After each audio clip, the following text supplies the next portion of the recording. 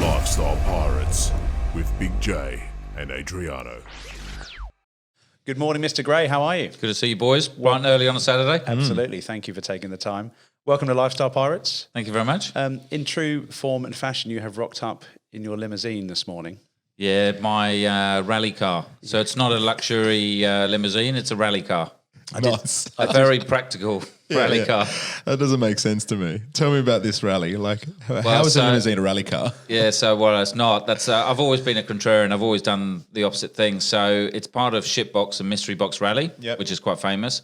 So Shipbox Rally, you can only spend $1,000 on a car, whereas Mystery Box, it's got to be over 25 years old. And we go around Australia. They've raised like $22 million for cancer and stuff like that. So my thought is I didn't want a shitty car. I thought I need something because I had the Lambo before, only a two-seater. So I thought if I'm going to have a car, I may as well have something I can use day to day, make the most of it. So I thought something really practical, and I thought a stretch limousine. And it's obviously not a rally car, and it's hard enough getting through the outback, let alone, and these are all rough roads, like really, really bad roads. And so I thought I'd do a stretch limousine, and then we started project managing it because the car kind of blew up in the first rally and failed on the start of day 2 of a 5-day rally. So then I started getting roll cages done, and people just couldn't believe that I was putting roll cages in and racing seats and harnesses and all this stuff. Like even these people that have built fucking mega cars. Yeah. Well, you're taking that through the outback. That's not very practical. And I said, yeah, that's why I'm doing it. And so it's just got bigger and bigger. So it's cost me a fortune. I've spent, I reckon, about 130 grand. On a car and then I try to insure it for that, and Shannon said no way, and I said, well, that's the replacement value if I lose it and I do it again.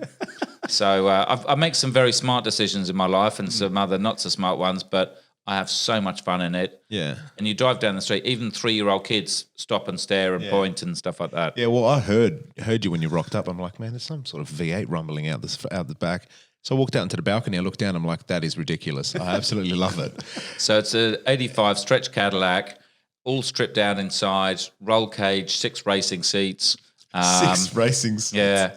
You got to show me later. It's got big pipes for the aircon. Yeah, nice. So the kids kind of is like drain pipes. And you just kind of put it towards your face if you want to get cold. Yeah, awesome. Yeah, it's good. So did you have the jacket up to go in the outback? Because the wheelbase is so long, it would just be a seesaw everywhere. So that's what we thought. So originally we did airbags. Yeah. And so the mechanic that I was using, I was actually using a Ferrari mechanic. That or Lamborghini mechanic, sorry. To do it, which probably wasn't the most cheapest thing. No, definitely not. And he came up with this airbag idea, and I said, that's great. Whether it works or not, who cares? Let's get some airbags in this limo. Yeah. And we went to the Outback, and they're big rubber bags. Yeah. And we must have got a stone in there, and that would have kind of gone between the 2 bags. And then we're literally at the start line day 2, and there's a massive explosion, and the whole car sinks, and you're screwed. Like, there's no way of putting it back up. So then I go and ring NRMA, and we're in this town. There was like literally one pub. And so you can imagine getting through to the call centre on Pitt Street or something. And I said, right, okay, got the limo. It's broken down. You need to send someone. You need a tow truck. And they said, no, we'll send a car out first. And I said, no, it's going to take you like a day to get here. So I'm telling you, you can bring someone out if you want, but bring a truck. Yeah. And they said, you've got to stay with the car. And I said, no, it's in the middle of nowhere. It'll take me a week to get out of this place. I'm going with the other guys. And then I said, I'll leave the key in the pub. Well, what's the street? There is no street. It's just come to this town, to the pub. There's only 3 people living here. They'll know the car. You'll be able to see it. And the key's here. And this was on a satellite phone because you're so remote. There's no... oh, wow. Yeah. So anyway, so we got rid of the airbags and put springs back in and lifted it. Then the second year we broke down just after lunch on day 2. Yeah. We were jumping off sand dunes at 100 k's an hour thinking... Like all the other cars were banging around because they got no suspension, and we were like on a hovercraft. Yeah. It's like you couldn't feel anything. It was amazing. But obviously our axle could because we snapped the axle jumping over one of the hills. Yeah. Wheel kinked, fell out, or? So this was 700 Ks from Broken Hill. So Broken Hill's pretty remote. Yeah. This was 700 Ks. So again, NRMA, got a bit of a problem with the car, and I think you might need a tow truck. No, we'll send someone else out. No. I've snapped the axle. You're not going to be able to do it. I wonder what your file looks like with NRMA. Oh no, it's Mr. Gray. Don't pick the phone up. And they said, "What's the nearest cross street?" And I said, "Well, it's 100 k's from this, and this is my coordinates." Yeah, and you you had to need give to I had to coordinates. give Yeah, coordinates. yeah. That's when you know you're remote. Exactly. So, and then third year we got through it last year. Yeah. And literally we got the whole team. Me and my co-driver sat on the roof, and they literally pushed us over the line, even though we could drive. Yeah. It was just the whole rally was behind us because we'd gone through so much pain. Yeah, that's awesome. That's a great story. But it's for a brilliant good fun. cause. And that's the thing is not everything's about money. And I guess when you've got money, you can do some of these things that rather than have $1 million Lamborghini or Ferrari or whatever, I'm just as cool I think I paid 22 grand for this car, but it's been a 3-year journey, a project, just building it with some other guys, and they'll go off and research and do stuff for me. And that's what you're buying. You're buying the journey rather than just trying to do a race or something. Yeah, you can't buy that. You can't buy those experiences. And so, I mean, I don't know if you can see on camera, but I'm almost crying because it just brings so much joy that it's fun and everyone knows it. Yeah, that's amazing. Actually, on that, one of the best pictures in all this kind of COVID situation was you with your wife and 2 kids outside of the Royal Oak in Double Bay in the limo having a takeaway. It was Nice. it was so good. So the kids had their blankets and their doonas. We had a couple of beers and some wine, and we literally sat right outside the pub. And they were doing takeaways, and we sat in the back of the limo and had a few beers, and obviously made sure we didn't drink too much alcohol, and then drive home sober. Yeah. And then we thought we were going to do it almost every night, but then we heard the cops were going to be, you can't be together in a car and drink alcohol on the street effectively. So Even in the back of a limo. I don't think so. I just thought I don't want to risk it. It's probably not worth it. Being front page of the paper for that's probably not a great thing, COVID. So on the car things, you've also got the Model T. Yeah, so I've got a 1912 Ford Model T with the number plate Chitty, which I was very surprised to be able to get. Bang, bang. Yeah, Chitty Bang Bang. Not many people. So I had to show the kids the movie because they wouldn't know it. And it was just a lifelong wish to have a car with a crank handle. Yeah. Yeah. And then I'm seeing this A-Team van appear on your feed now. What's that about? Yeah, so I bought another car. So I actually sold my Lambo in the middle of COVID. Yeah. In the week of COVID. Oh, wow. And I had a 2005 Murcielago, and I bought it. It was 750 grand brand new. I bought it for 250 because it's 7 or 8 years old. I did 50,000 Ks. 7 years later, it took me 14 months to sell it, but I sold it for 40 grand more than I bought it for in the middle of COVID. There's a lesson in that, mate. I almost feel like we need a round of applause, sound effects for that. Exactly. Yeah. And so then I bought, I've been bored with COVID sitting around the house. And so I bought myself a 1969 Ford Econoline, which is like a 18 kind of van. Sight unseen. It was up in Queensland. I couldn't drive it or anything because obviously we can't fly up there. So I got it trucked down. I haven't driven it yet. And hopefully it's going through Blue Slip on Tuesday. Yeah, nice. Who's doing your bluey? No. And what's the vibe with that? What's the plan with that one? I haven't worked that one out yet. But love it. But I'm thinking 4 red racing seats. Yeah. And then I'll get a sofa couch from IKEA or something like that and chuck that in the back. And bit of a practical car for around town. The school run's going to be fun. That's great. But all of these cars had a reason. So originally the Lambo was good to take one kid to school, but I've got 2 kids. Yeah. So on a rainy day, I'll take them in the limo. On a sunny day, then I'll take them in the Model T. Yeah. And I'll work something else out for the van. Yeah, nice. I'll find an excuse for it. When their friends want to go to school with you as well, you can be the school bus run. Yeah, so That would be a cool paint job, actually. Just get it done in school bus colours. But it's hard to get the bed in as well as having all those chairs. So And that might seem a bit shady if you're going to do. exactly. Oh, yeah, man. You can't. Let's not go down that route. Yeah, we'll swerve that. Swerve that. So we're here. I want to hear about kind of your story. You're like me, originally from the UK. When did you come to Australia?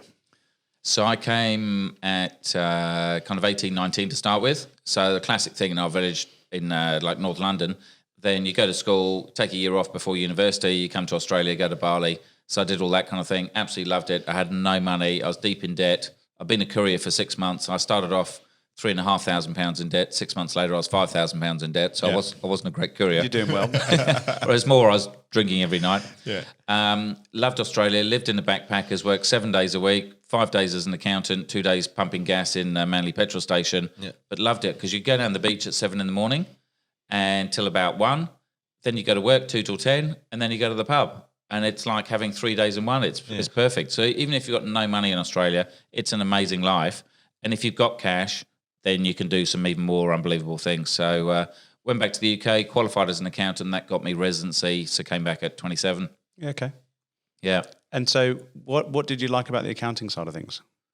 Look, I've always just been good with numbers. Okay. And so my skill is no emotion, which is not a great skill in a marriage, but it's good for a property investor. You've got 2 kids. You're obviously doing something Exactly. right. So I'm learning to try and be emotional on that side of things.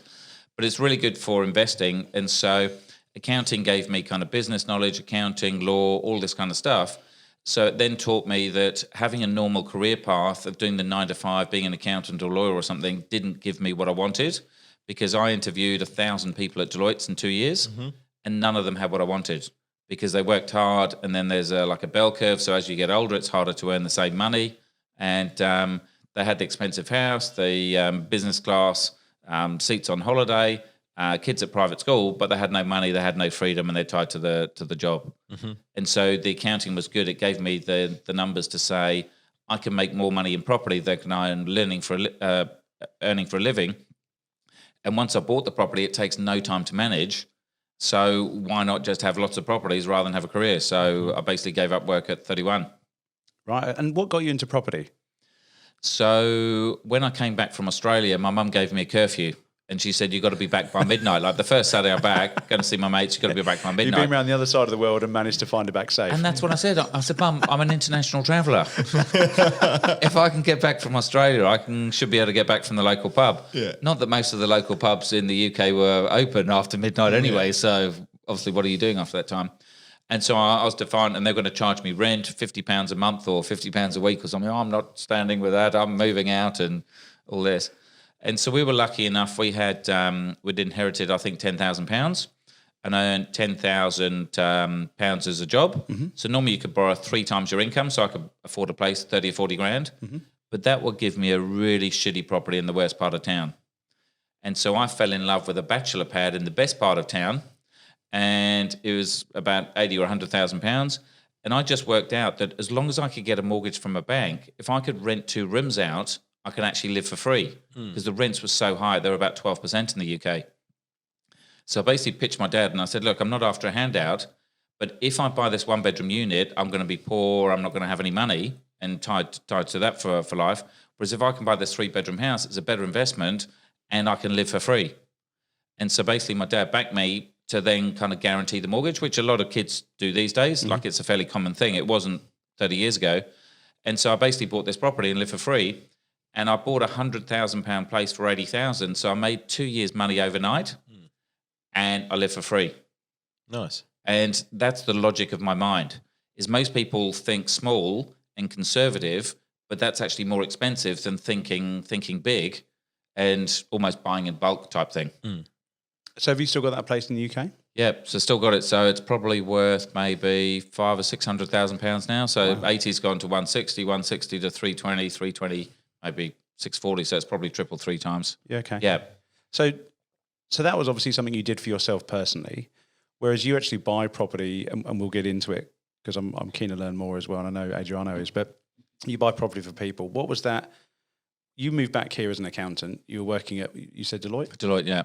Where did you go, I'm going to start buying property and I'm going to start buying in blue chips, and like, how's that? Yeah.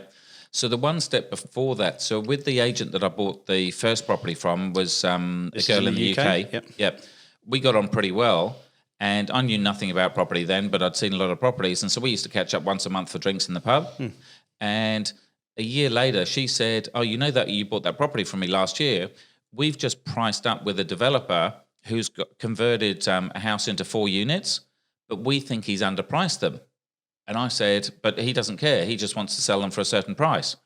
And I said, well, can you show me around? So she showed me around, and they were £80,000 as well. And right by the station, 3-bedroom unit. And I thought, really, really cool. And I said, look, I'd love one, but can you give me a couple of days? And so I went to my dad and I said, Dad, look, you know, I was successful in doing this first property. Why don't we do something as a father and son? Because I'm obviously limited with deposit, whereas you've got a deposit and you've got serviceability with the bank. And I've got the knowledge and I've got the contacts and I can do all the work. And my dad was a doctor. He didn't need the money or want the money, but it was more a father and son project. I think he saw it as. So he said, "Okay, son, like go off and try and find somewhere." And I said, "Well, I've actually already found somewhere. We need to sign for it." Funny you say that. Here's a contract. Exactly. And so, I was very lucky. I had supportive parents and stuff. And so the key was with that is it was what I learned now as off-market sales. So most of the deals get given to the agent's mates, not to Joe Public. Okay. Because she knew there was a deal in there. So she goes around to her friends, "Oh, who should I look after?" And it's almost like a gift on a silver platter. So then 10 years later in Australia, I'm at Deloitte's. I tried to salary sacrifice a 355 Ferrari. Now, Good car. Were they open to it? well, it's a bit of a story as usual. So this car, I think, I'm trying to think how much they were brand new. I think I paid $250 or something. Would they be 400 or 500 new or something in those days? Oh, yeah, probably about 400. Yeah. Yeah, so like a 400 grand car, and I was paying 250 because I buy my cars second hand. And I said to my boss, "Oh, what's all this salary sacrificing thing? Like, how does it work?" And she says, "Oh, there's a partner that deals with it. Just give him a call." And I'm really low down in Deloitte's, like I earn 80 grand. So I'm not no one knows my name or anything. Yeah. So I ring this guy up and I said, "How does this car thing work? Because is it on the price you pay or is it on the retail price of the car?" And he said, "Oh, it's on the retail price of the car." And I said, "Oh, that's not going to work for me." And he said, "Why not?" And I said, "Well, it's like 500. And he said, "500 what?" And I said, $1,000. And it was just this silence because no one would salary sacrifice a 500 grand car at Deloitte's unless they're the managing partner and they're probably hired it anyway. And he said, "What are you buying?" And I said, "A Ferrari." And he said, "Why?" And I said, "Well, just to drive around in." So how old are you here? How old are you at this point? So I think I was 30. Yeah, 30 or 31 or something. It's a great story. And again, he said, "What's your name again? Who do you work for?" "Oh, I'm just I work in the resources group and stuff like that." And he just couldn't understand it. So anyway, I bought the car, didn't salary sacrifice it, and I park it in the Deloitte's car park at Grosvenor Place. And so obviously word spreads around the firm. And then and I actually sold a previous one. So I had a Mondial before, and I sold that on the car park floor of the Marriott in Pitt Street. Yeah. Because I've been parking there for like donkey's years. And I just put a for sale sign. It pissed the management off and the rest of it. But they couldn't do anything. I was just parking a car there, and I actually sold it. And then the managing partner of Deloitte's at the time, he saw me in the lift one day and he said, Are you the guy with the Ferrari? And I said, "Yeah." And he said, "I was playing golf the other day with some of our clients and they reckon that all our staff drive around in these Ferraris." So anyway, at the time, this was the boom of the early 2000s. I was earning 600 grand a year from property doing nothing, whereas I was earning 80 grand at Deloitte's or 60 after tax. And I'm a good enough accountant to think 600 grand for sitting on my backside doing nothing or 60 grand after tax for working a 40-hour week. I reckon I'll take this sitting on your backside thing. I don't think you don't have to be an accountant to work out that. I mean, even I picked up that. I'm in sales. Big numbers, yeah. Fair play. So you stopped there, and so you'd obviously bought property in the meantime while you were still at Deloitte. Yeah, so by then I had 6 properties. Right. And it was going up really well. It's good old days of low doc loan. You just tick a box to say I can afford the mortgage and you go and get it. And a lot of people saw the success I was having at Deloitte. So at lunchtimes I used to run a few little workshops, just teaching friends and colleagues what I did. Yeah. And then I left Deloitte's and I started just doing extras work because I had nothing to do during the day. All my mates were working. And so I looked through the papers. Oh, what shall I do this week? Oh, I'll be an extra. And so I started doing that. And then people were just saying, "Well, you're successful, you drive a Ferrari, you live on the beach, you've got a boat. What are you doing?" And so that's where it all started. So really then for 4 years, I started coaching people and we had a mentoring thing and I'll get a bunch of people in a boardroom for 3 hours. And I'd say, "Right, okay, this week you're going to do this, this and this."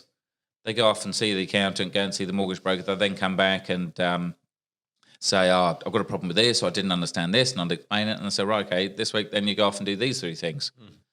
And then after a few years of that, one of the CEOs said, "Look, I don't want to go out and deal with agents. I can't be bothered.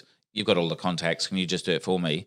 And I said, No. And in the end, I found out it was hard to charge someone $2,000 to teach them.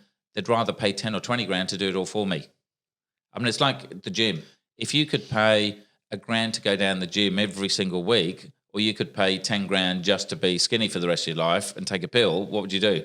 Man, you I'll just be take the chewing pill. on those pills. That's a no-brainer. And so this is part of the learning is people just wanted to do it because even if you've got the knowledge, you can't go out and build relationships with agents overnight. Yeah. And so it's a 20 or 30 year thing. Just like the agent that I had in the UK, she took the deal to me straight away. And that's what we have with the agents. So even if you've got the knowledge, you can't buy a relationship. It takes time. And even for cars, so I bought my wife's, she's got an RS4, and we went to a buyer's agent and said, I don't buy cars for a living. I don't know the tips and the tricks. I don't know how I'm going to be ripped off and the rest of it. I think I can get a car for 100 grand or something. And he goes off, he buys it cheaper, and he charges me 20% of what he saves me or something like that. So there's a logic to these kind of things, but it's a different logic to our parents because our parents were taught, look after the pennies, pennies look after the pounds. And that's how you get rich, by saving. The new way of thinking is you've got to spend money to make money. Yeah. So who cares if I spend 3 or 4 grand on a car for a buyer's agent if he saves me 20? Why wouldn't I go to a buyer's agent? I pay them 20 grand, but if they save me 50 or 100, I'm still ahead. Yeah, exactly. And I've done nothing for it. So it's good. So there's buyer's agents for everything. Yeah, effectively. So you just it could be mentioned for wine, watches, handbags, literally anything you want. Because if someone's been in the car industry for 30 or 40 years, they know all the tricks of how people have got a lemon car and then they kind of just spruce it up. Or they do a quick paint job. Like I saw some in the UK is that you sit on a rainy day and they literally put the tiniest bit of kind of paint on top. On a rainy day, the car looks amazing. Yeah. But you imagine on a sunny day, you're going to see straight through that one line of paint. Yeah. It's very true. Yeah.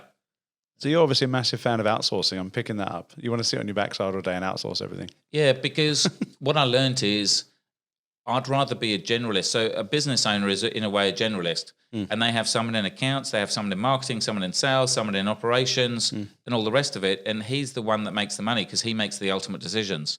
But he's got experts. And so I've spent 10 years on, say, Sky News, interviewing economists, research people, real estate agents, mortgage brokers. Each of them individually have got the information, but they haven't got the whole information. So most of these guys are experts, but they haven't bought any property. So the head of Residex, John Edwards, he said, I've made people millions or hundreds of millions over the years, but I haven't done it for myself. And he just started buying in the last few years, and he predicted capital growth. Oh, okay. So what I do is I make the decisions, I make the money, but then I have experts around me that do all that specialist work. Yeah. So how did you get onto Sky News? Because you're not really a massive fan of the media from I guess other things I watch and the books that you your And I book as kind of well. take the piss out of it. You're not a big fan of it. So how did you fall into it? So I was doing this extras job, and And when you say extras, what do you mean? Like just in you the see the background show. on adverts and things? yeah. So I went on there. So a mate of mine, he always wanted to be a film director, and he loves eating, and he was really, really poor. So basically, when you go on a film set, there's so much food. So he would go on there and literally eat a week's worth of food when he's there in one day, and that would kind of last him almost like was it a Campbell or something like that that kind of eats all the stuff. So he said, "Oh look, come and hang out." So I turned up in the Ferrari and earned $25 an hour, which paid for the petrol in the Ferrari to turn up to work. That's about it. With all the other wealthy actors that were there as well. And I said, look, I don't want to speak. I just want to see how you make a movie. So one of the coolest ones we had was I had an agent ring me up and they said, Chris, this is a big one. This is the biggest Australia's ever done. It's Baz Luhrmann and Nicole Kidman. It was for Chanel No. 5 or something like that. And the way they built it up was it was going to be me, Baz and Nicole. And so I turn up at Fox Studios at 5 a.m. There's like 400 people there. and I think they got about 10 million each. I got $25 an hour. Yeah, nice. But then after that, then the last few days, there's literally 20 of us. To see how they make a big budget 30-second advert for it must have cost them tens and tens of millions. It's just really interesting. Yeah. And what I did was you spend a lot of time hanging out on set, and there's a photographer there, and I was speaking to him, and he had a commercial property. He had some issues with it, and so I was just coaching him and trying to teach him what I could. And probably a few months later, he found out about this job on Channel 9 that they were doing called My Home TV, and they said they're looking for a property expert, but McGrath doesn't want hookers on there, hookers doesn't want Rain and Horn and whatever. You're independent, you don't represent anyone. I think you'd be really good, so why don't I put you forward? And I got the job because I didn't represent anyone. So I then became almost the independent expert because I didn't sell anything. I didn't sell mortgages, I didn't sell property. And so I was trusted because I was just telling my story, just like I'm doing now. Yeah. And that's been the thing with the media. Then it got to, I had a PR agent, then I got to Sky News, and then I did Channel 10, The Renovators, and it's just kind of rolled. And I don't want to be a journalist. I don't want to be the best presenter, but I'll get some coaching, so I'm kind of 90% good. Yeah. Yeah. And so again, I want to be a generalist. Anyone in the media could tell that I'm not a journalist. I don't probably prepare things the right way and have a start, middle, finish, or however you're supposed to do things in media. But I just tell the truth and I say it how it is rather than trying to sell the program. Yeah. And so I've told people on my show, you don't need to tune in every week because most of the news is just a load of rubbish. Tune in once a year, I'll tell you it's okay, and tune in next year. Yeah. But I don't think the CEO of Sky News was too happy about that not because at all. I think they need viewers and, and I think things like that's how that. it works. So at this stage, then you mentioned you had 6 properties. Yeah.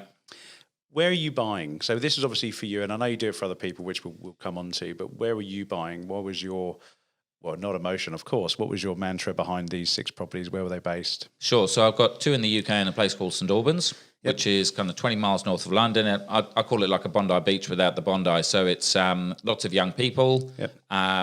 A lot of it is kind of a historic town. So it's I'm trying to think what they call it. Culture. Heritage area. So you can't build any more properties. Yep. So it's limited supply and lots of demand from wealthy people. And so I bought in Coogee here, and I'd never even heard of Coogee when I turned up, and I lived in it. But rather than then selling it, I would then just refinance it, pull the equity out, and then go and use that as then I bought one in Tamarama. Mm-hmm. And then I think I bought one in, where did I then go? Maroubra. And then I bought a whole bunch more in Coogee. So I think I've got 14 properties. So 2 in the UK, I think 9 or 10 in Coogee, 1 in Maroubra, 1 in Tamarama. And I buy just what comes up at the time. So ideally I wouldn't have 10 in one suburb because if we get a tsunami, I'm pretty screwed. Yeah. Or I might be beachfront by then because they're a bit back from the beach. So it might be an advantage. Yeah. So ideally, I'd spread them all around, but a good property comes up, and it came up at the right price, and so I go and buy it. So I don't try and overthink it, whereas most people sit on the fence, they're overanalyzing everything. They're trying to time the market, whereas I bought half mine in the GFC, which is, I mean, like now we're in COVID time, Yep. perfect time for buying. Every bit of logic says now's a good time to buy, but no one does it. Yeah. And I just did it. And why do you reckon that is? Because you said earlier on, I love this word, that you said you were a contrarian. Yeah. Why are no one buying now? Because people are still worried it's what if. There's always a what if. Yeah, of course. So I buy when I've got the deposit, I buy when the bank will lend me the money, and I buy when I've got a cash buffer, which really means I've got a bit of spare cash so that I can pay the difference between the rent and the mortgage for the next year or 2. Yeah. And that's my decision-making process. Whereas before, say we've had the credit crunch 2018-19, everyone thought Labour was going to come in, and that meant negative gearing was going to come out. So the logic was that was going to be grandfathered, which means if you bought a property before Labour got in, you would still get your negative gearing tax benefits. So logic says buy before Labour comes in. Yeah. But no one did because everyone thought Labour will come in, and then the property market's going to crash. So I don't want to buy it before it crashes. Yeah. And then Labour didn't get in, and Monday morning the market took up like 9 o'clock. And so everyone missed it. So what is negative gearing? Give us a Janet and John breakdown of, because some people might be listening and go, I don't know what you're talking about. What is negative gearing? So let's just say you get 30 grand a year in rent, which is what, probably $750 a week or something. But let's just say your mortgage, all your expenses, your repairs and maintenance cost you 40 grand. So basically means you're losing 10 grand a year, which you've got to put in roughly $1,000 of your own money every month to pay the difference between the rent and the mortgage. So why would you buy one of those properties? Well, ideally, you think if it goes up 50 or 100 grand, I've almost had forced savings of 10 grand, but I've made 50. So the net difference is 40 grand. And that's effectively what it is. So I think of it as forced savings. Right. Sure, I'm buying a property, putting a deposit down, but I need to feed it $1,000 a month. But over the long term, I think it will go up at 5 or 10% a year, and it'll make 50 or 100. So if I can just keep doing that for savings, at some point that property is going to double from 500 to a million, and a million to 2 million. Yeah. And typically property has. Yeah, typically every 20 years, isn't it? The property double. So ideally 7 to 12 years is the rough number. It depends where you are around the world and stuff like that. But that's a rough rule of thumb. Yeah. So I was having a conversation with John before about purchasing somewhere in my area, so like a house or something in Abbotsford, and he mentioned this word called rent vesting. Do you want to explain what that is? Because it sounds fantastic. Yeah, so I didn't actually invent the word rent vesting, but we were talking about this at one of the property expo type things, and the PR agent came up with it, and then we found out someone else had done it, but everyone uses the word now. And potentially I'm the Australia's most famous rent vester.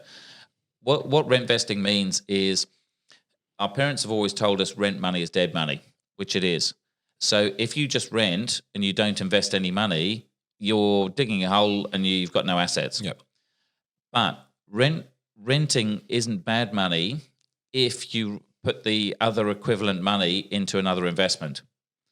And so what the real kicker is if you buy a very expensive house, say like $2, $3, $4, $5 million, you can actually rent somewhere similar to that for about a third of the price. So say if I had $3 million, I'd rather buy three $1 million Coogee or Bondi units, rent them out each for maybe $750 a week. So I'm then getting, say, $22.50 a week in rent. But I could then go and rent a $3 million home for maybe $1,200 or $1,300. Like at the moment, I'm paying $1,600 and I'm in a $4 to $5 million property.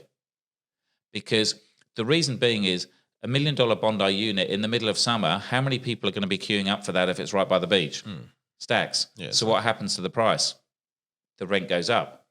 Whereas how many people can afford to rent a $3 million home? Not many people. No. And so the price goes down. And of those people that can rent that $3 million property, how many of them do want to rent? Not many, because poor people rent. That's the perception in Australia. So the CEO doesn't want to tell all his staff he rents. So even the people that can afford it, they don't want to rent it. So the rental market's even lower. And so as you go up every $1 million, the number of renters gets smaller and smaller, and so does the percentage price. So typically a normal unit in Sydney you can rent for 3 or 4%, whereas a expensive home might only rent for 1 or 2%. So you're saying it's better to rent and a more, well, general statement, that it's better to rent a mega place than a like one bedroom apartment. Obviously, if you can afford it. So think of it as like long as Monopoly. you're doing something with the money. Yeah, exactly. So you've got to, and look, if you're not into property, go and buy some shares or a business or something like that. So you've got to put the equivalent money in other things. But think of Monopoly. You keep going around the board and you buy those little green houses. They're units effectively in Sydney or Queensland. There would be a house. But then you go and rent Mayfair or Park Lane and you rent the hotel there. And effectively, it's pretty cheap. Whereas people are landing on these houses all the time and they get a good price. Yeah. So it's just a mathematical thing. But most people think, oh, yeah, you get kicked out all the time. Well, we used to get kicked out. We've been in our place. We just renewed the lease for the 10th year. I rent my places from summer to summer where it's massive demand. I rent my family home winter to winter when no one else is looking, because then they know, but not kick them out because there's no one else looking. So it's little tips and tricks like that. So if you want to, not that everyone's material, but if you want to live in a bigger house, you want to drive a better car, you want to go on more expensive overseas holidays or drive boats, there's a cheaper way to do it, and it's called renting effectively. Is why pay for, especially cars and boats, why pay for it every day if you don't use it every day? But typically wealthy people never wanted to rent because it was a negative connotation on being poor. And so I drive in my building, in my Lambo, and they say, oh, look, there's the poor renters. And they look down their nose at us. I'm thinking, I don't care. Yeah. Driving a Lamborghini, the rent I pay doesn't even cover their mortgage. As $1 of their mortgage, it only pays their strata fees and their land tax. Yeah. So they get a zero return from that apartment, apart from the capital growth. Yeah. It's mad. So what's, you mentioned about doing something with your money, shares, something else. What's two things? What's your view on the kind of share things? Because you're obviously very invested in property. And then the second question, what's Australia's fascination with property? Sure. So with shares, look, I just don't get it. I've got zero interest. And I think it's very hard to invest your money in something you got zero interest, especially if you're putting a large amount of money behind it. So I've got no shares. Look, I probably need to. And that's probably the next step of my investing journey, is starting to diversify out of property and have some shares. But again, I'll just go to an expert that's done it every day, that loves it, and wants to read the newspaper every day, whereas I don't. Yeah. And so the reason I love property is you buy it. Like my place in the UK, I haven't seen for 20 years. Doesn't matter. It's still rising in value. If the tenants trash it, I don't care because I'm not seeing it and I'm not touching it and feeling it. They just send the maintenance person around or the insurance or whatever else and it's sorted. So that's why I just personally love property. So the shares in the GFC, in COVID, the market suddenly crashes 30 or 40%. Now, I've got a $10 million mortgage. If I had a $10 million mortgage over shares, I'd be shitting myself thinking it's gone down 30 or 40%. What am I going to do? I don't have those kind of panics in property. So you can leverage your money more in property, which is the main thing for me. Because people are always going to want to live somewhere. Yeah. And so I just think, though, if you love shares, go and do shares because property is never going to work for you. Yeah. As soon as the tenant plays up or there's a problem, you're going to whinge and you're going to moan. It's not worth it. So part of it is do what you love kind of thing. Yeah. Okay. And then the second question was? The second question was, what's the kind of fascination with property? Not just for you, but as a tool. I mean, maybe I just wasn't exposed to it in my life in the UK, but over here there just seems to be this fascination with property. Be it first-time home buyers, investors, everyone just seems to want to get in that mix. So I think the UK, maybe it is depending on backgrounds and stuff, but in the UK, all of our friends and family were into it. It's almost, you've got no choice. You buy a property. That's what people do. And I think Australia's the same as well.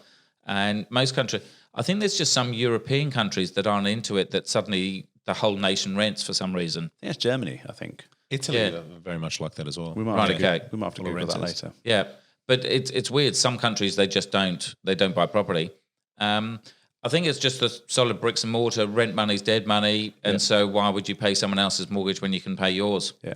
And historically, residential property in most countries around the world has been pretty stable. Yeah. And so it's always seen as a pretty solid investment. So why wouldn't you do it? Is we all do it. School, university, job, career, buy a house, pay it off, white picket fence, wife, 2 kids, dog. It's everyone just is sheep and they just follow that thing. Yeah. And there's a few people that then just kind of deviate and think, well, maybe there's a shortcut. Yeah. So I noticed when you said about your places, they are around all beaches. Yep, typically, yep. And any reasons for that? No, so the philosophy, say in Sydney, is we don't buy in the CBD because there's no limit of supply. So as we can see out the window here, we've got Barangaroo behind us. You can suddenly build a 50, 100-story tower, another 1,000 units. How many Aussies want to live in the city? Not too many, because you work there. You want some of escape. You want a bit of greenery. You want the beaches or the harbour or whatever else. So typically we're investing kind of 5 to 15 Ks from the CBD because that's where all the young people with high salaries, high disposable incomes, that's where they want to live. Yep. And typically the councils in those areas have got 3-story height limits. So even in somewhere like a Kirribilli or a Manly, you can't build these massive towers anymore. And so they can't physically increase the amount of properties that are around. And even if they could, once you've got, say, 10 or 20 people in a 3-story block of units, to try and get them all to agree to all suddenly knock the building down and start again, it just takes donkey's years. So the main thing with property or anything is if there's no supply and there's lots of demand from people that can afford it, price goes up. That's the economics school 101. And that's the thing that wins. So even if they say wage inflation can't keep it pumping and how do people afford to get in the market these days? If there's a will, there's a way. Like we have first homeowner grants. Our parents have made money. Most parents then help their kids. There's guaranteed mortgages. So $1 million in Bondi or Coogee or Manly or Balmain or Leichhardt or anything like that, it's not expensive for the local population. And we're not buying $50 or $100 million Point Piper apartments. $1 million in Sydney is normal. And there's a queue of people that can afford it. And so that's why we follow those kind of areas. Okay. And in reading your book as well, your mantra has not changed at all over the years. I think your book, when did you release that? So one of the books was 2004. The other one, I think, 2008. Yeah. And we've literally haven't... So we keep re-releasing it and we haven't changed a word. The only thing we've changed was the examples used to be 500 grand. Yeah. Now the examples are $1 million. Yeah. And that just goes back to the basics around the numbers, around buy when you can, because there's always going to be a reason not to. Is that it's right? really weird because when I bought my first one at 22, and I'm 49 now, so that's 27 years ago, I knew nothing about property. Yeah. And I just saw like 100 properties and I kind of lucked it in a way.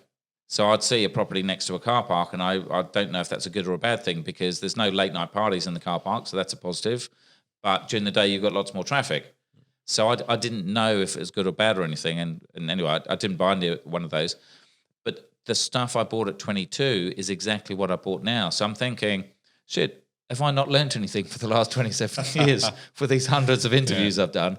And look, I think in reality, I lucked on a good thing. I came from a good family. I lived in a good area, and I bought what a 20 or 30-year-old wants to buy and to rent, which is the demographic that we're after, because they've got high disposable incomes. So I kind of lucked on it, but everything I've learned over the next 20 or 30 years has got me more sophisticated. I can now take it to almost no limit of scale. I could take it to 50 or 100 million or something. And it's just kind of set in stone. This is a really good strategy, and nothing I've learned in 30 years will detract me from that, because I think it's rock solid. That's great. So what is actually a buyer's agent? So take us through the process of, Chris, go and find us somewhere in Bodlow. Sure. So everyone knows a selling agent for a property. So you want to sell this property, you could do it yourself, like for sale by owner. But if you've never done it before, how well are you going to sell it? And say this is worth $1 million. You might be able to get $1 million for it if you're lucky. But if you paid an agent typically 2%, so 20 grand, he might be able to sell it for $1.05 million or 1.1, because he knows how to present it, and will go and clean it and style it and do all this stuff and advertise it to tens of thousands of people. He gets them all in a room, gets them all motivated, and they pay, say, 1.1.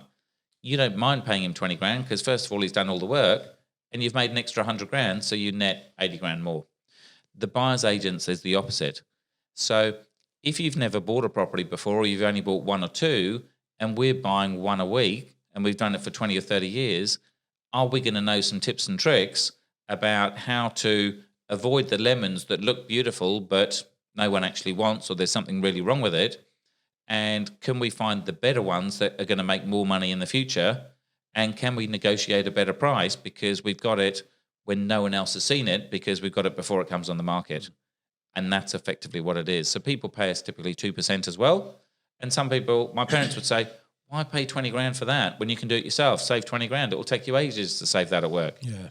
But especially if you're using equity from another property, you haven't really earned it anyway. And if we're saving you 50 or 100 grand, or getting you a better investment that grows at 70 grand a year versus 50 grand a year, you're going to make an extra 20 grand a year for the rest of your life. And this is the logical side. Logic, it makes a lot of sense. But you might think, well, how do I know you're going to get me a better property?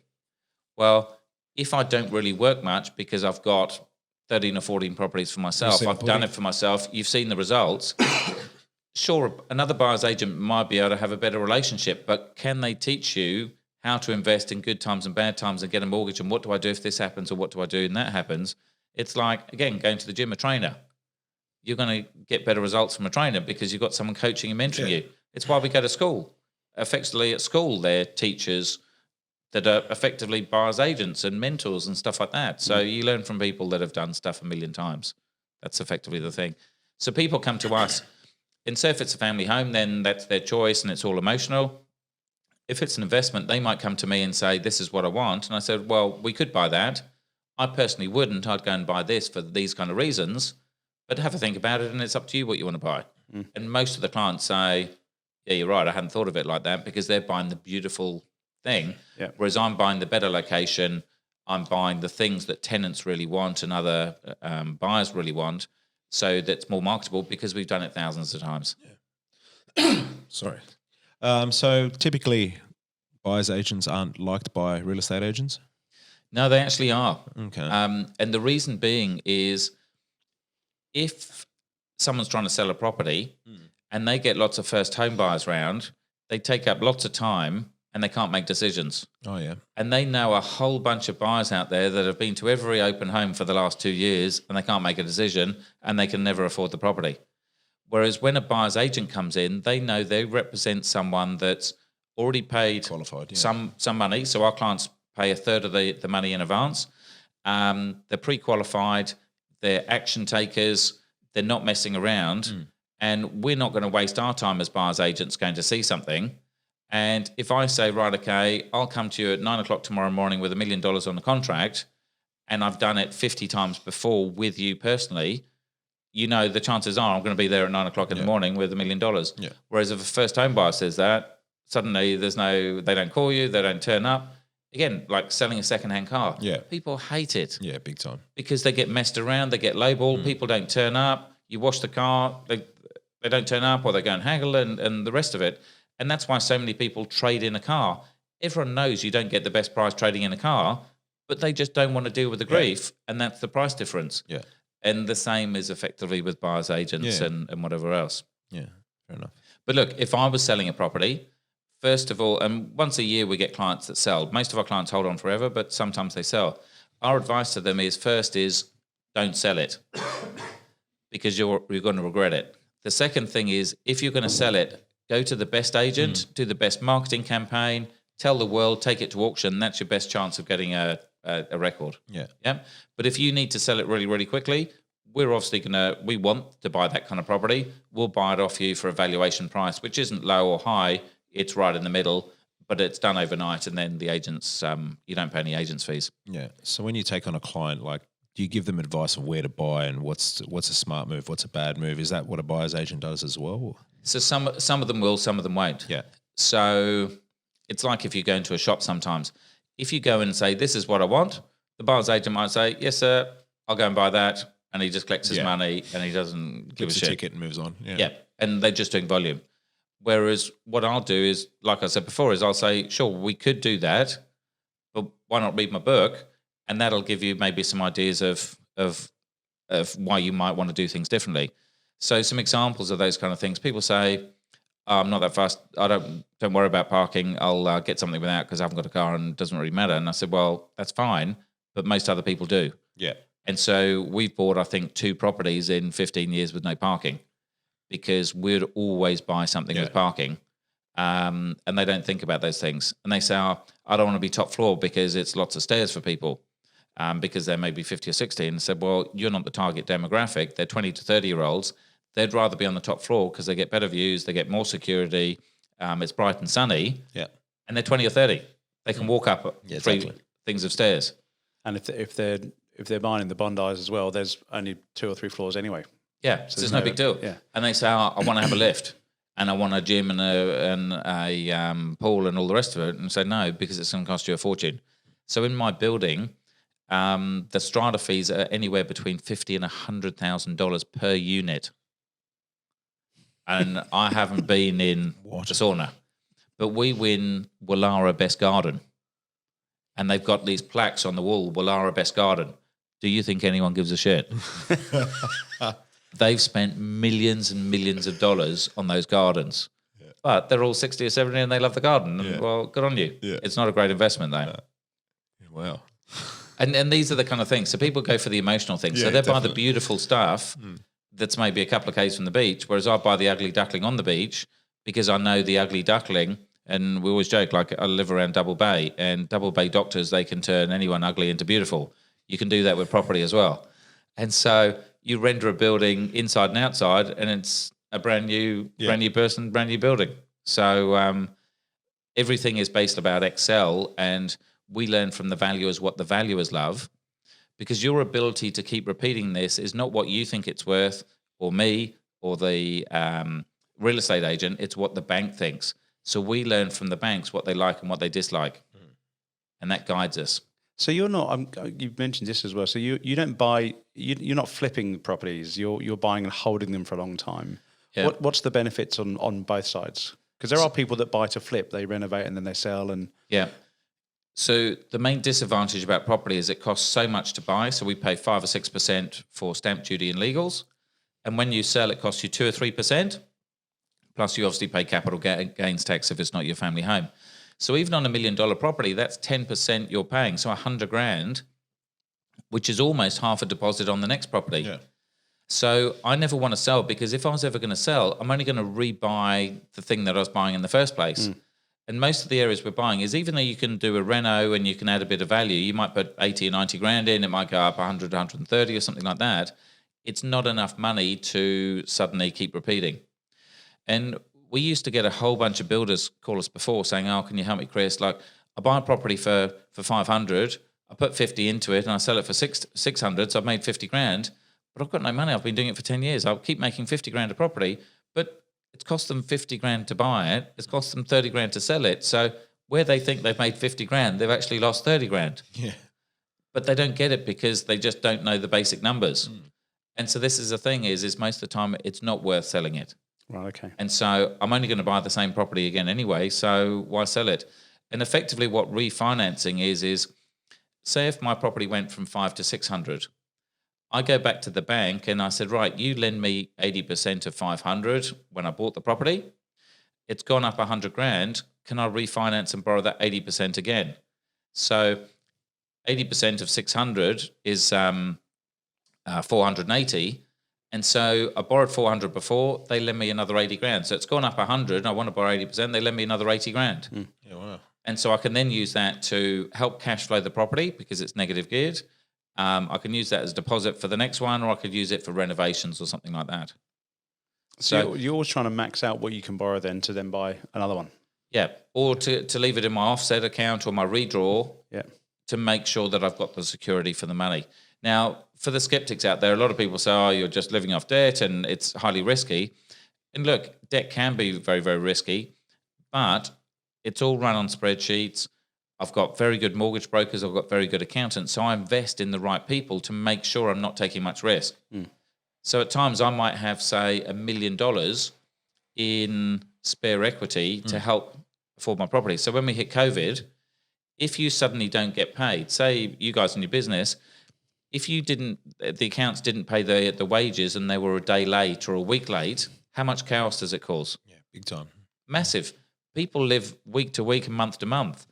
At times I might have 3, 4, 5 years cash to hold up my properties in advance because I don't want to suddenly be eating hand to mouth. So is it more risky an employee that earns 50 grand that can't live if his wages are a day late, or someone that's borrowed 10 million that's got a spare 2 or 3 years money kind of just holding there to pay for those properties? So I think actually having more debt and more money is less risky than the other way around. You're right. That's a really interesting way to put it. Again, it's all the contrarian thought. Yeah. So much I need to take in right now. You've been scribing. And look, it's hard. And so the whole idea was people will get information overload. So what I did is lots of people from the TV thing were saying, oh, Chris, can I buy you lunch? Can I buy you dinner and sit and chat about property for 2 or 3 hours? And I thought, no, I'm going to be 400 kilos if I accept every offer. So what I did is I wrote a book in really, really simple words because the co-editor, he knew nothing about property. So I had to explain everything. And so it's like, sure, happy to have a chat, but read the book. It will take you about an hour. What's the name of the book? It's called The Effortless Empire and the Time Poor Professional's Guide to Building Wealth from Property. And it was really an hour and a half read on everything you need to know without knowing everything, just like the core details of what you need to know and where to get the information from, so that you just had a big overview of what it is. Because most people haven't got 10 years to learn all this stuff. And so by doing that, they can get 90% of the information there. And then when we catch up, we can just go through the 3 or 4 things that they didn't understand or the things that make it unique for them. Yeah. I read it twice. Say that again. Very good. You hang out too much. I read it twice. There you go. And I probably got different things both times. And I don't know if it's because my mindset was different or because we had conversations, so I kind of understood a bit more. I got, every time I kind of put it away and put it back up, Look, you could read it 10 or 20 times. And people like Anthony Robbins say those things, is if you want to develop new routines or whatever it calls it. Habits, yep. You've got to do it every day for 30 days. And it's complicated, this stuff. Like, sure, I say it's easy, but if you haven't got a mathematical brain and you've never heard like the rent vesting or something like that, you get an idea, but you're not going to know enough to explain it to someone else after just having this conversation. Yeah. And so I think there's a chapter 5 there, which is all the financial stuff. And I reckon some people need to read it 20 or 30 times. Yeah. Because I've explained it for decades. I live and breathe it, and I've said it thousands of times. So I just rattle off the numbers, which is easy. Yeah. But otherwise you're losing it after a few seconds. So again, listen from different people, go to your mortgage broker, get him to explain it, go to your accountant. But if everyone else agrees with it, and this is where, I guess when I was at Deloitte and I was looking at leaving work, I had so many different people that all said, no, this is the right idea. So all my friends and family said, no, don't do it. It's bad. But my accountant said, no, that makes logical sense. The mortgage broker, yeah, no, that makes sense. And so it's paying the right people. And if all your advisors around you are saying the same thing, it gives you the confidence to do it rather than everyone says, no, you're mad, you're stupid, you shouldn't do it. But you go to the educated people to get advice. And that's where that barbecue conversation comes up as well. Because I can imagine if you're around a barbecue with your mates, you go, yeah, I'm going to pay someone, 2% of whatever, we're looking to buy somewhere, I'm going to pay them to do that. They'd be like, what are you doing that for? Just why don't you go and look for it yourself? Yeah. Maybe and that's the wrong thing. network. So there's not that many wealthy people that would advise not to do these kind of things and to learn and pay money for education. So one of the guys I went to a seminar with, then he said, spend 1% of your assets or your wealth learning how better to manage your assets, either in advisors or education. And so what I've done for the last, say, 10 or 15 years is I spend most of my time now just meeting people and educating myself. So I fly all around the world, I go to all these conferences just to learn, because I know one thing I could pick up can make me millions or tens of millions of dollars, or it can protect my wealth. Yeah. And it's just a different thought process. Yeah, definitely. So on the next bit for global domination, I think this is where you and I are aligned. You're launching a fund. Did I read that? A property fund? Yeah. So I've been thinking about this for about 10 years. Okay. And the time we think Just kind of mulling right now. it over. Mulling Yeah, it exactly. So look, there's a lot of people over the last few years that can't borrow money now. Like a Bondi unit, and it's not just Bondi, but we use that because everyone knows Bondi. It's hard to have the cash flow to get a mortgage for $1 million Bondi unit, but it's a really robust thing. In all these ups and downs in the economy, it's a really solid investment. And so what we wanted to do is, a lot of people have already got 2 or 3 properties, but the bank won't lend them any more money. And so what we're trying to do is to build a fund to almost duplicate what I've done for myself, but to do it for other people. And so our advice is if you can get a mortgage yourself and you've got a deposit, buy it in your own name or in your own company name, because you can leverage 80% or 90%. So on $1 million property, you only need to put 100 or 200 grand down. And you control it, you manage it, and that's the best way to do it. But once you're capped out, or you've got, say, a couple of $100 grand in super, it's really hard to borrow money in super now. You can't do anything with 200 or 300 grand. Yeah. And so, sure, if you want to buy some shares, diversify and buy some shares. But if you've already got some or you don't want to, you can't do a lot with that money. So rather than buy some crappy property in the middle of nowhere that no one wants to rent and no one wants to ever buy again, why not buy a share of a Bondi unit? Or even better, why not buy a share of 10, 20 or 30 units? So if something bad happens to one, you're diversified across the whole thing. And the opportunity in COVID is a lot of people think the market down now, which potentially it is, and it could get worse in September. And whether it is or not, if we buy a property every month for the next 5 or 10 years, you're going to get the average price. So you're going to get some of the positive that it's good if the market is down, but at the same time, by averaging it, if the market's up and down and whatever else, you get an average price, which is dollar cost averaging is what they call it in shares. Yeah. And so then by being part of the fund is I manage the fund. I buy exactly the same properties that I buy for my clients normally and I buy for myself. And all of this is kind of legislated in the trust. And sure, there's a fee for being in the fund, which is like it'll be 1% or 1.25% or something like that. But ideally, you're going to leverage 30 or 50%, but there's no liability on you guys or anyone that's investing in there. Like the trust takes it. So you get some leverage, you get a professional manager, but it's for people that just want Sydney blue chip property. So we're not going to invest in these things and say we're going to double our money overnight. This is slow and steady wins the race, just like all my other properties the last 20 or 30 years. Yeah. And we get a whole bunch of people together and then we do it as a group thing. So, Exciting. So again, if you can do it yourself, do it yourself. Because your 100 or 200 grand will then get you into $1 million property, whereas in this, 100 or 200 grand will only get you, say, 300 grand's worth of property. Yeah. So you're generally better off leveraging if you can. And because we've spoken mainly today about residential property. Would your method, your numbers, your lack of emotion, the process that you put in place, would that work with commercial property as well, or off the plan property? Is it the same kind of? Yeah. So what we say is, for a lot of the property educators around Australia, around the world, 95% of our mindset's exactly the same. And this is the knowledge. This is where the money is. It's in the mindset and of thinking of not paying off debt, not buying your own home, all of these kind of things. So whether you actually invest in shares, in business or in property or commercial or industrial, doesn't really matter. It's just a commodity. It's a widget. But the reason I'd like residential is because residential is valued based on what other people have paid for it. And this is why in the GFC or COVID, it doesn't halve in value overnight because no one's selling it. First of all, no one needs to because we got this free or this mortgage holiday, but also because it takes effectively 4 weeks to sell a property and then 6 weeks to settle. It's 10 weeks away. So people don't panic sell because they know it's going to be 10 weeks till they actually get the cash. And also they realise, well, I've got to pay an agent on top of that. Then I've got to pay capital gains. Then if I get back in the market in a few years' time, it's going to cost me another 5 or 6%. So people don't sell. And most of them have got a roof over their head.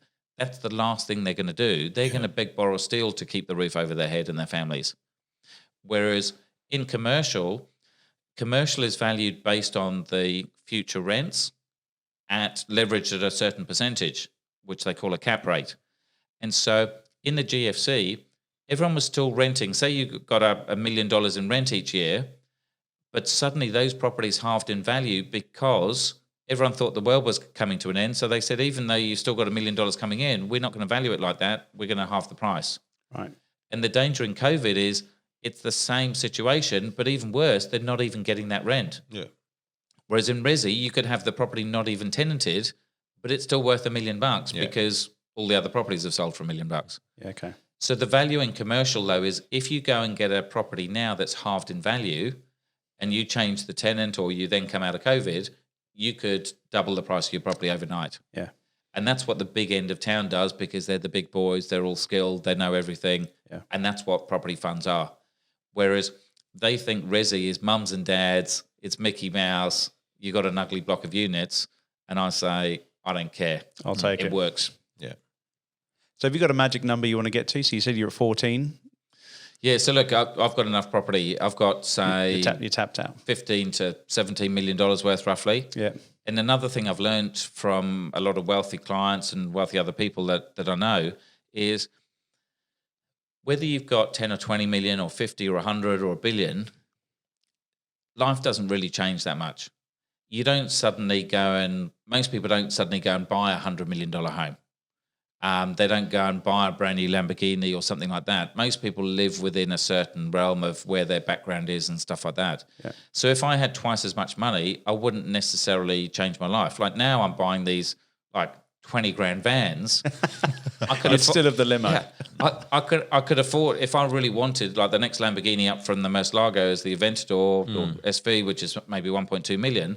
Sure, I could do that. But I thought now is, no, I'm going to go to Europe and I'm going to rent one, but I'm going to go with a bunch of mates and we're going to try a Lamborghini, a Ferrari, a McLaren, and we're going to have a whole selection. We're going to go through Italy and France and Switzerland, and it's going to cost me peanuts compared to the depreciation of a couple of $100,000 on a Lamborghini. Yeah. And so my thought is now is I would rather work a couple of hours a day because I still like working and enjoying stuff, but I don't want to do a 100-hour week. And I can afford to fly business and first on points because I run it through my business. Sure, I wouldn't mind a private jet, but the amount of money it's going to cost me is ridiculous for the value. Yeah. And again, the Point Piper house, sure, I could get one for 50 or 100 million, but are you necessarily going to be happy? Yeah, I'm going to be happy with a 50 or $100 million building. But I don't want to go through the pain and the grief and the stress because so many of these people that you see, they work 100 hours a week, they have an affair, or the wife and the kids hate them because they're never home, they're always stressed. And this is what I learned from interviewing these 1,000 people is most wives, I think, they want their husband at home, and most kids, they want their dad at home. And the dad's always saying, or it could be a wife these days, like it's obviously equal, I'm doing it for my family, but the family want time and they want experiences. My kids don't care if they've got a 10-bedroom house or whatever. Yeah. And so I just think I want to live the life because I assume I'm going to be dead tomorrow. I don't want to have a bucket list. So if I died tomorrow, I'd like to think, and you don't know till it happens, that I'd be satisfied to say I've done so many things that most people can never ever do in their life. I haven't got a bucket list because I've done, as soon as I come up with an idea, I just go and do it. Nice. And I'd like to think that I die happy rather than, oh shit, if only I'd done this. Yeah. That's something. There's something massively powerful in that. That's really cool. Yeah. Yeah, but a lot of people are they're hung up on their careers and they need it for social status and stuff like that. But look, other people are passionate. A really good mate of mine in the UK is he can't sleep without doing a day's work because he feels guilty. Now, he doesn't need to work. He didn't have to work for the last 20 years, but his passion is business. Yeah. And he would risk the whole thing because he loves business. Yeah. And look, I enjoy doing it. I enjoy helping people, and most of the stuff I do for free. But I don't want to do it 60, 100 hours a week. Yeah. Are you sure you haven't got a question about this road trip he's just mentioned? Man, I was just going onto your Instagram today, and I found out, man, you have like Batman. You've got a. Do you have a Messerschmitt, or you've? How'd you get into what? that? A what? A Messerschmitt. They're planes and also a little car like a BMW Isetta, Okay. which you don't know either. Would they be 60s or something like that? Yeah. Yeah. No, so look, I'm not massive on social media, but I do it, and a lot of people think I'm pretty weird. Like with the English, I've got an English sense of humour, so it's like sarcastic. So a lot of the times I just come up with these sarky kind of comments, and I just put it up there. And some of the people know that it's stuff I'm doing, or I mean, I was just driving in the limo. I'm trying to think where I'd been. I think I was test driving a van down South Sydney or something, and I pulled up, and everyone's looking at my car because it's kind of got sign writing and it's a stretched limousine and all that kind of stuff. And I pull up next to this Messerschmitt, so I kind of move over 3 lanes of traffic, and there's some dude in there with his missus in the back, and it was just a comical picture. Yeah. And so I take a picture of it, obviously while I'm stopped at the lights, and and then when I'm parked, handbrake on, and all that kind of keys stuff. out, everything. Yeah. And so then I posted, and I just think up some sarcastic comment, thinking, thought I'd take the missus out for a spin in the car, because it just looked like she was there with a handbag and the rest of it in the back. Yeah. And it wasn't me, it wasn't the missus. Yeah. And so if you know me, it's like I wasn't driving the car, but I was taking a photo. But again, the connotation was, I was wording it as if it was me, but you can obviously tell it's not me because the guy had hair. But I just think of funny things like this to post, and I just posted up there. It's a cool Instagram. So how can people get a hold of you? What's your sort of handles? And So I probably don't even know. We'll find out. Yeah. Can we if people want to download because you can download your book? Yeah, so they can get the book for free. So if they just go Your Empire, or just Google Chris Gray, Gray, then I come up straight away. They can get it as a PDF straight away and as a audio book as well. And for the princely sum of $4.95 for a postage stamp, we'll even send them a copy as well. I think Instagram, I'm probably Chris Gray Empire, but I probably more enjoy Facebook these days. Mm-hmm. And again, sure, we get some business from it, but I do it more because I enjoy doing it, and it's a bit of a laugh, and take everything with a pinch of salt. Yeah, awesome. Yeah. Well, we'll include a link to your website on the bio for the page. Chris, thank you very much for coming this morning. Pleasure. I've almost been in tears for an hour. Mate, I've learned so much. It's been great because you can tell you love it because you're still smiling. It's great to see you rock up in the limo, really living life, and I think there's a message that a lot of people can take from that. So thank you very much for coming to Lifestyle Pirates. We'll see you again soon. Thank you. Thank you.